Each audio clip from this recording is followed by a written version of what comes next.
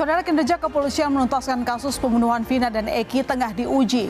Peggy Setiawan melakukan perlawanan lewat pra-peradilan atas penetapan status tersangka. Sidang yang sempat ditunda pekan lalu akhirnya bergulir pada Senin pagi.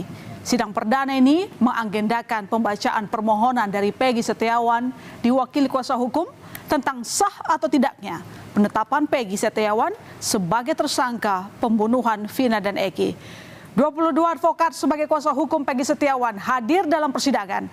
Sementara pihak termohon yakni Polda Jawa Barat diwakili tim bidang hukum.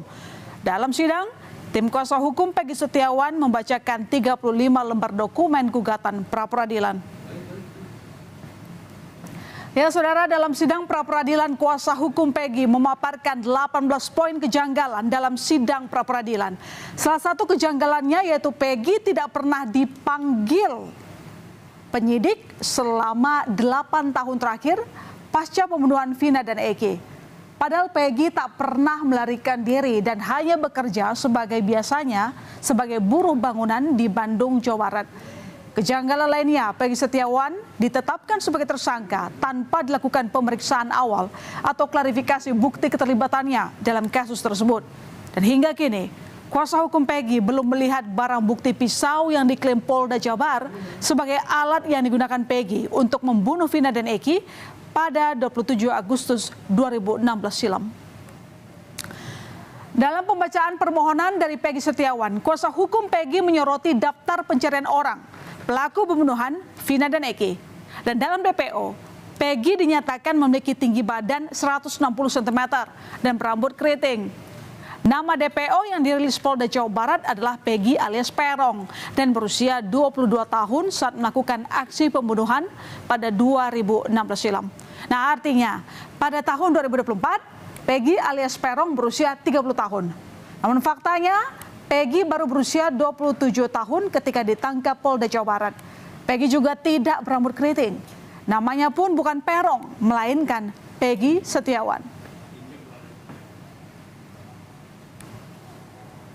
Sebelumnya telah mengumumkan DPO, daftar pencarian orang, pada tanggal 15 Mei 2024 jam 13.42 WIB yang diunggah melalui media hub.polri.go.id khusus untuk atas nama Peggy alias Perong, usia 22 tahun pada tahun 2016, 30 tahun pada tahun 2024, jenis kelamin laki-laki, kewarganegaraan Indonesia, tempat tinggal terakhir Desa Banjarwangunan, Kecamatan Mundu, Kabupaten Cirebon, dengan ciri-ciri khusus tinggi 160 cm, badan kecil, rambut keriting, kulit hitam, sebagaimana yang diumumkan oleh Polri sangat jauh berbeda dengan ciri-ciri yang melekat pada diri Peggy Setiawan yang saat ini ditetapkan sebagai tersangka saat ini.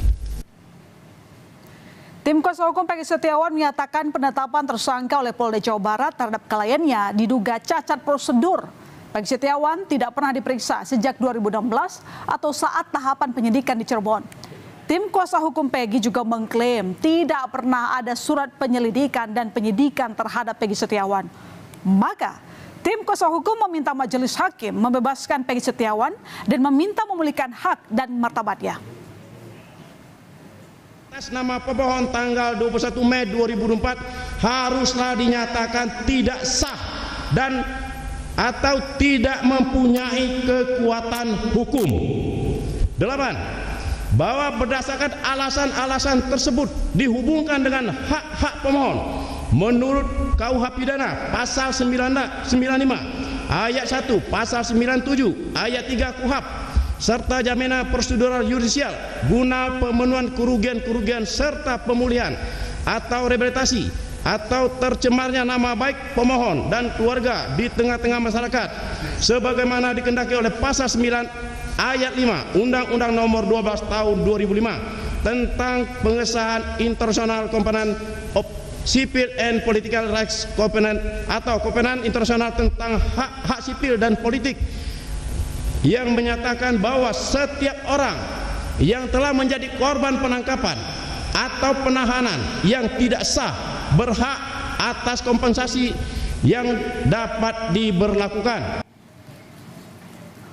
Kuasa hukum Peggy Setiawan menyebut penetapan tersangka oleh Polda Jawa Barat selaku termohon masih lemah.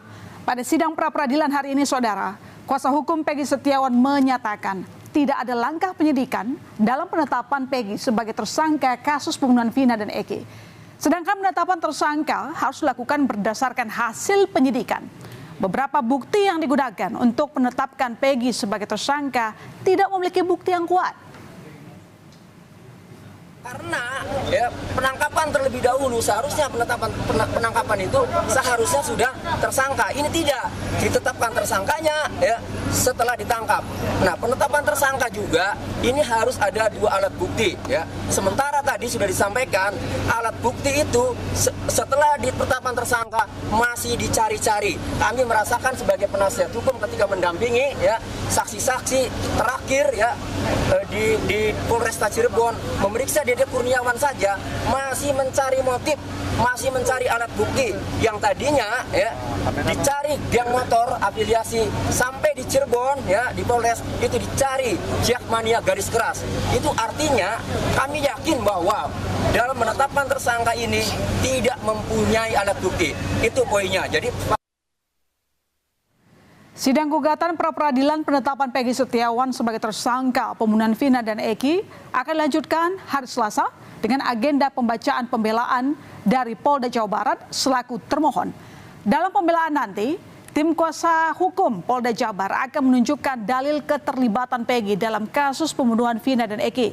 Polda Jabar juga akan menunjukkan alat-alat bukti yang dimiliki penyidik dalam kasus ini.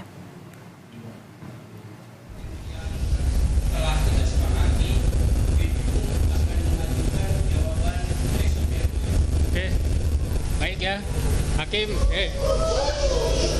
nggak usah ditanggapi. Tadi setelah mendengar dari kuasa hukum, kira-kira Polda sudah menyiapkan jawaban apa saja, Pak? Sudah, semua yang dalil-dalil mereka sampaikan kita sudah siap. Begitu. Soal ini, soal 2 alat bukti katanya yang dianggap tidak cukup, seperti apa, Pak? Oleh kuasa hukum tadi disebutkan di persidangan. Oh, kalau dia menyatakan 2 alat bukti yang nggak cukup, mereka gitu kan, itu hak mereka untuk menyampaikan. Tapi kami sangat siap menunjukkan alat bukti yang telah dilakukan oleh tim penyidik Polda Jabar. Pak, kira-kira untuk alat buktinya nanti Pak akan ditunjukkan untuk persidangan selanjutnya atau bagaimana Pak? Ya, nanti kita akan sampaikan nanti di persidangan di Jawa. Dalam sidang pra-peradilan ini, tim kuasa hukum sudah menyiapkan 10 orang saksi dan tim ahli sebagai amunisi. Tim kuasa hukum Peggy yakin seluruh bukti sudah siap dan kuat untuk meyakinkan kepolisian telah salah orang dalam menangkap DPO pembunuhan Vina dan Eki. Sementara itu, Polda Jawa Barat sebagai termohon juga telah menyiapkan saksi ahli untuk menjawab gugatan Peggy Setiawan. Hari Selasa besok, Polda Jawa Barat akan membantah seluruh dalil gugatan yang dilayangkan Peggy Setiawan melalui tim kuasa hukumnya.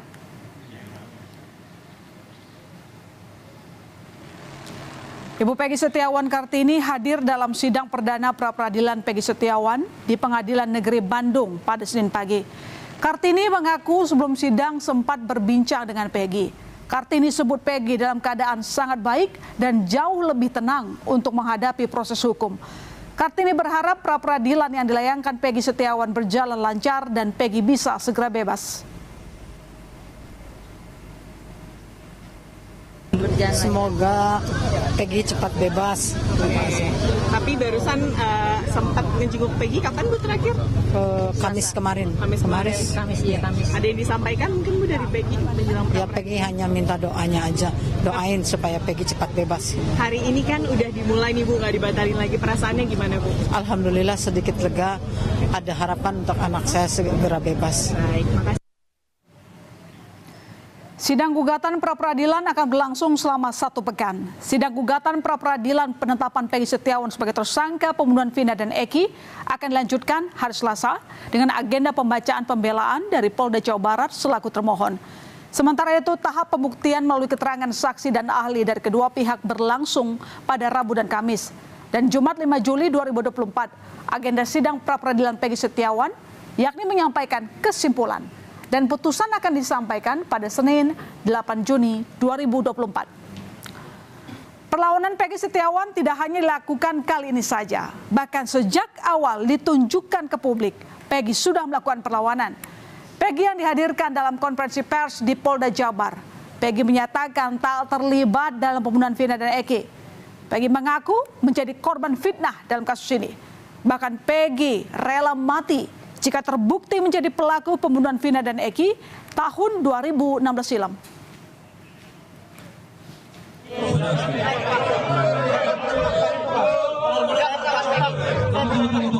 Agar tertib, tunggu sabar. Kenapa ganti identitas? Tidak. Kenapa ganti Robi namanya? Saya itu silakan. Nama gaul saya tidak pernah melakukan pembunuhan itu. Ini fitnah. Saya rela mati. Tidak. Perlawanan yang dilakukan Peggy juga diikuti terpidana kasus pembunuhan Vina dan Eki lainnya yang memperjuangkan nasibnya. 4 terpidana yakni Hadi Saputra, Supriyanto, Eka Sandi, dan Rivaldi telah berikan kuasa terhadap tim pengacara Pradi untuk ajukan PK atau peninjauan kembali atas vonis seumur hidup dari majelis hakim. Rivaldi, saya dengan sukarela memberikan kuasa. Saka yang kini telah bebas turut ingin mengembalikan nama baiknya dengan dalih tak pernah terlibat. Didampingi kuasa hukumnya, Saka akan mengajukan peninjauan kembali. Keseriusan Saka ditunjukkan dengan permintaan salinan kasasi di Pengadilan Negeri Cirebon, bahkan untuk menguatkan berkas peninjauan kembali. Tim kuasa hukum Saka juga berencana mengambil hasil visum di Rumah Sakit Daerah Gunung Jati, Cirebon. Dalam perlawanannya di sidang pra-peradilan, Peggy telah menyiapkan saksi dan ahli untuk membebaskannya dari tuduhan sebagai aktor pembunuhan Vina dan Eki. Namun, Polda Jawa Barat juga akan menjawab poin-poin gugatan yang diajukan tim kuasa hukum Peggy Setiawan. Akankah pra-peradilan menolong Peggy terhapus dari status tersangka serta ancaman pembunuhan seumur hidup? Ataukah Polda Jabar dapat memberikan bukti-bukti bahwa penangkapan dan penetapan Peggy sebagai tersangka sudah sesuai prosedur hukum? Mari kita nantikan bersama.